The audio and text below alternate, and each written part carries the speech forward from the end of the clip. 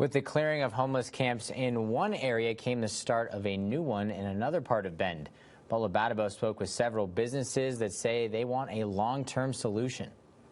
Mary Donnell, the business owner of Bend Lock and Safe Inc., still can't believe someone parked 12 grocery carts in front of her business in the 200 block of Northeast Franklin Avenue. A dozen shopping carts full of matter, feces, rotten food, trash. She says it may be retaliation for unplugging an extension cord powering a space heater in the homeless camp a few hundred feet away.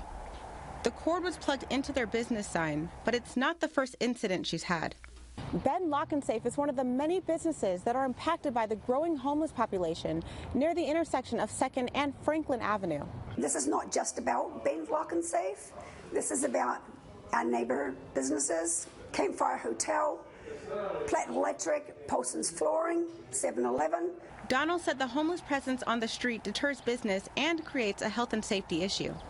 Disturbing is how she described the things she and her employees have had to clean up. SAMIR Dean is a sales associate at PAULSONS Flooring near the homeless camp and estimates 42 tents and about 50 homeless people occupying that area.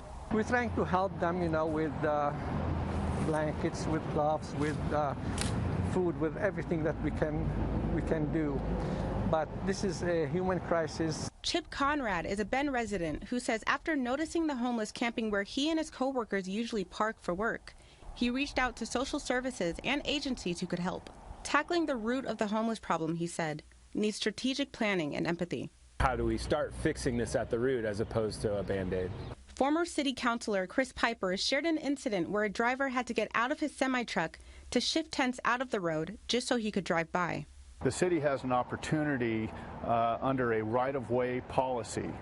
And that right-of-way policy means that if there is a sidewalk that is impeded and without access, the city has the opportunity to come in and clean this up and clear it. Because we have those with disability that are in wheelchairs or walkers. We have those that are blind, and they have to walk down the sidewalk. They should not have to walk in the road, which I witnessed 2 weeks ago. The businesses around that area all request more action when it comes to tackling homelessness with long-term solutions.